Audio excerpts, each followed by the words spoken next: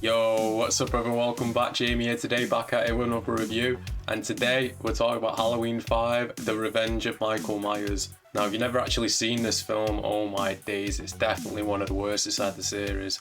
We're going to talk about it today. So of course, let's get into it. So the film was released in 1989, just a year after Halloween 4, so there's your first warning sign right there. They absolutely rushed this to get it out, no doubt about it, man. A year afterwards, oh my days. And the opening, it starts with like a different song, like it's more of a, I don't know how you describe it, it's like a mellow type song. It's definitely, the Halloween theme don't start straight away, let's just say that. And we're getting a lot of knife slashes and stuff like that. And eventually, the Halloween theme does kick in, which, you know, it gets your blood pumping a little bit. But even this opening's just lackluster, man. Like, oh, the other one started with a pumpkin. This is sort of a pumpkin. It's a pumpkin getting slashed, but it just feels kind of meh, to be honest. And, you know, it just sets the stage for the whole film, really, doesn't it? So the film picks up straight after part 4, with Michael being shot down that mine shaft, doing his little dance, you know. And they throw the dynamite down there to blow him up, so he gets pushed into the water. And this is already a sign right here. His mask changes from 4 to 5. Like, in the space of, what, 2 seconds, his mask has changed. This mask is so bad. We're going to get up to it later on. But yeah, he's getting, like, taken down the water. And even this image, like, it just kills the mystique on Michael right there. Like, you've got this, you know, classic horror icon, and he's just being, like, swept away by the water. He looks so stupid, man. It basically, like, describes this whole film, really. So he crashes at this hermit's house, and he goes to kill him, but he doesn't have the energy to kill him, so he passes out. And he stays there for 1 full year. This guy just takes care of this person who tried to kill him. It's like, what the fuck? Why are you helping him? I don't understand. If this guy came to your house, right, with a mask on, tries choking you out but passes out, why would you take care of him for a year? But yeah, the original scene was supposed to have someone called, what was it, Dr. Death or something like that. They filmed like a different scenes for this film, but they never actually released it. But good news, this week we've found out that the new Scream Factory release of Halloween 5 will have this brand new opening and additional gore as well, so that's pretty cool. Although I don't have a 4K player, and it's only region A and I'm region B, so hopefully someone uploads it online or something so I can see that, because I definitely want to check that out. So yeah, the main character again is Jamie from part 4, played by Daniel Harris, but in this film, they've took away, remember the last film, it ended with her killing her stepmom with the scissors? No, she didn't kill her, she just stabbed her. And she's not a murderer like number 4 would make you out to be. She's basically just a mute. She doesn't talk. She's inside hospital because, you know, they're checking up on her, thinking that she, because she stabbed the stepmom, didn't she, with the scissors. So she didn't say anything throughout the film. It's basically the same mistake they made in Halloween 2 with Laurie Strode being inside the bed for most of the film. So yeah, Jamie don't talk that much. She's got a psychic connection with Michael as well. She can, like, her hand moves when Michael wakes up a year later and all that. And that goes into the film more because she can tell when Michael's about to strike. So, of course, when Michael wakes up and it's a year later, he's completely unmasked inside the background, and it's like, what the... Really? You're going to show his entire face? Like, if you're going to show a little bit of it, fine, but he's just basically... He's inside the... Imagine him there, and you just get up, you can see the entire of his face. It's like, come on, man. And of course, we've got Rachel back as well, but don't get too used to Rachel because she's barely inside this film and she dies way too quick.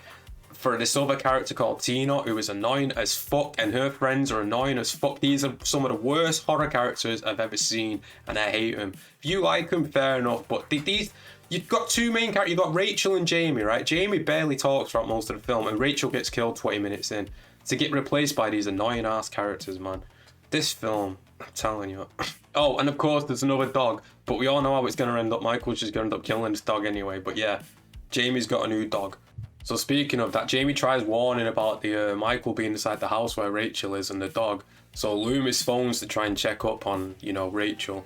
And then it all just, you know, the dog's just gone and it comes back, and this is where we're introduced to the goofiest cops in horror history. Oh my days, I hate them. I hate these cops. They come walking down and for some reason there's just clown music playing. Just like in time with the steps, like they're just a bunch of video. Like, what the fuck? What is this film? What happened to Halloween, man? I know I wasn't even born when this film came out, but what the fuck happened? But this is the most craziest Loomis is. Obviously, like I mentioned, Loomis is back, which is one of the good things about this film is actually get Loomis, which, you know, but he's fucking batshit crazy. He's just shouting at Jamie. She's just a little kid and she's crying and he's just shouting. And He's completely off the deep end at this point, Loomis. And there's another shot, like, you know, we've had in the past of Michael creeping inside the background, but it's not the same. Like, he's stalking Rachel, but it's in, like, broad daylight. There's no, like, shadows, there's no, like, anything. Like, you can tell they've not even, like, set up this shot. Basically, it's just Michael, and he looks so stupid in broad daylight, especially with the mask when it's not tucked in. Like, how hard would it have been just to tuck the neck in? And, of course, speaking of Rachel, she dies 21 minutes into the film. She dies, and all she gets is one stab to the neck with scissors, and that's it. She's dead. Done. One of the best characters inside the series, just done like that. To get replaced by these stupid characters like Tina. I don't know what's worse about this film, the mask being so bad, or the fact that you have to deal with these annoying characters. Like, take your pick, they're both as bad as each other, really. And of course, this film introduced the Man in Black, and his introduction, basically, he comes walking off the bus, we see his shoes, and he kicks a dog. So that tells you right there, this guy has a connection to Michael, because we all know dogs don't last long around Michael, and this guy comes off the bus and instantly kicks a dog. So there's your connection right there. You know this guy's involved with Michael somehow. Here's another thing about this film. Loomis goes to the old Myers house, and what the fuck happened to it? It looks like some gothic mansion or something. This is not the same house from the first film. I'm going to put 2 images up right here so you can see, like, just, you can tell the director of this film did not give a shit about Halloween or anything. Like, even the locations, come on, man. At least try and find a house that looks similar. This looks nothing like it. Nothing like that house. It's, oh my. It's this film, Halloween 5. Just Halloween 5. I will give the film a positive though. There is a variety of weapons that Michael uses inside this film, which is good. You know, it gets kind of boring using the butcher knife over and over again. I know it's his signature weapon and all, but at least he mixes it up a little bit inside this film. So I'll give it a positive for that. But it's not a massive positive really. It's just, you know, the variety of weapons is good. And Jamie's crying for Tina to stay. It's like, what the fuck? Rachel's gone missing, and you just you're basically replacing. Well, she wants sister anyway, your stepsister, I guess, because you were adopted, right? You're just replacing her with Tina, who you've known for a year. Not even that, because we don't see Tina in part 4, and this is a year later. So you've literally known this girl for a year. You don't care that Rachel's gone missing. You're just crying for her to stay. It's just the director of this film. No words, man. I got no words. And I'll say it again, annoying ass characters, I can't wait for them to die. Worst characters, one of definitely up there inside the series and entire horror history really. I can't stand these characters, man. The film drags, like it's boring to watch. The people you care about are barely in it or killed off, and you're forced to watch these annoying ass characters. So we're near the finale of the film. Michael's chasing down Jamie inside a car, which is just so stupid, man. Like, I understand in the first one Michael could drive, right, which, you know, whatever, but in this one he's just like full on just chasing him down inside the car, inside the field, and he hits one of the kids and he gets back up, but he's fine. But it's just, even the visual of it looks stupid. I understand, like, on set, like, they nearly, like, had a fatal injury or something like that. But the good thing this leads to is eventually it leads to Tina dying, because she sacrifices herself so Michael doesn't get to Jamie. Thank God. The first time I watched this I cheered, because I hate this. I've always hated this character. She's just annoying. Like, if you like her, fair enough. Everyone's got their own opinion, right? But why would you kill off Rachel, one of the best characters at the franchise, for this annoying character? I don't get it. I don't get it. I really don't. So the finale of the film takes place inside the Myers house, because this is definitely not the Myers house, let's be honest. And Loomis is using Jamie as bait to try and lure Michael there. So eventually Jamie's running about the house and she finds, like, you know, because it's Halloween, right? Michael always sets up the bodies for the victim to find at the end. So she goes to the attic, she finds Rachel's body finally, because, you know, she's just been missing throughout the whole film. And a bunch of people she don't even know. She's just bumping into people. Like, I don't know who you are. Who are you? I don't know. And of course the dog's there as well, because, you know, Michael has to kill the dog. You introduce the dog, you know it's going to die at this point. It's not going to live, unfortunately. And Michael's mask comes off again. She goes, let me see. And he takes off the mask and a single tear comes down and he's crying like a little bitch. Like, what is this film? What is it? You trying to do some artsy fartsy thing with Michael taking his mask off and a single tear coming down his face. Like, come on, man.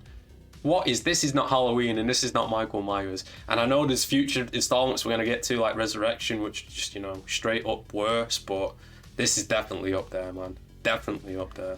And the final shot of Michael, he's sat inside a car inside the police station. They fucking arrested him, chained him up, but they still kept the mask on. That, you wouldn't, if you arrested a criminal and he had a mask on, you wouldn't keep it on.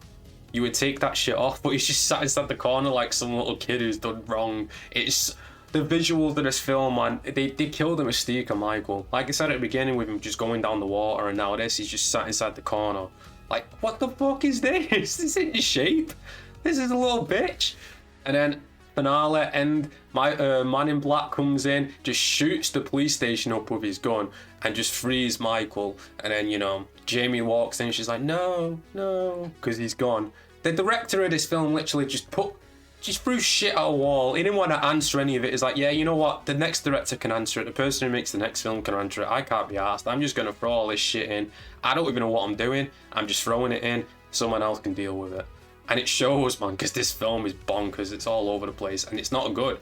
It's not like, I can understand like some bad films are so bad they're good, but this, nah, man, this isn't for me. Like, if you like Halloween 5, let me know down inside the comments down below. I'm going to give this score 4 out of 10. This is one of the worst of the series, no doubt about it. Halloween 5 gets a 4 out of 10 from me. But yeah, like I said, let me know your comments down below, what you think of this film, if you think it's the worst of the series or not. Make sure to click like and subscribe, I really appreciate it. I'll be posting more horror videos inside the future. Next week, we're reviewing Halloween 6, The Curse of Thorn. So, I mean, that just tells you right there. You're going to have to tune in next week to hear my thoughts on Halloween 6. But yeah, that's going to do it, everyone. Thanks for watching per usual. Until next time, peace out in a bit.